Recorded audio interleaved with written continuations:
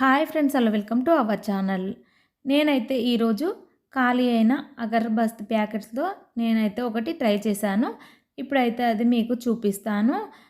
చూడండి, ఇలా అగరబత్తి ప్యాకెట్‌ని ఒకటి తీసుకోవాలి. తీసుకున్న తర్వాత దాన్నైతే ఇలా ఓపెన్‌గా కట్ చేసుకోవాలి. సైడ్‌కున్న వాటిని కూడా కట్ చేసేయాలండి.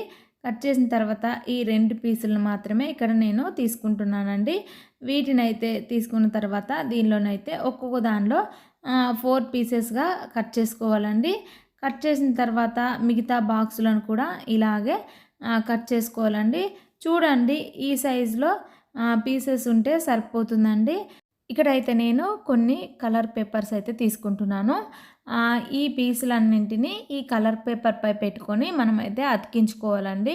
చూడండి, ఇలా కొద్ది కొద్దిగా గమ్ పెట్టుకుంటూ అతికించుకోవాలి. అతికించిన తర్వాత మనమైతే పై భాగంలో కూడా అలాగే మరొక పేపర్ పెట్టుకొని అతికించుకోవాలండి.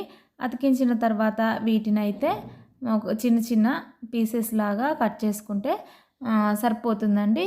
చూడండి, నేనైతే ఇక్కడ కొన్నైతే కట్ చేశాను. మరికొన్ని కలర్స్ పేపర్స్ కూడా కట్ చేసి రెడీగా పెట్టుకున్నానండి. ఇప్పుడైతే మనం వీటితో రెడీ చేద్దాం.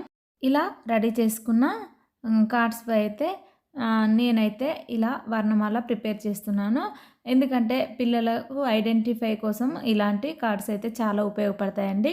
ఇవే కదండి, తెలుగు వర్ణమాల, ఇంగ్లీష్ లెటర్స్ అవన్నీ రాసుకోవచ్చండి.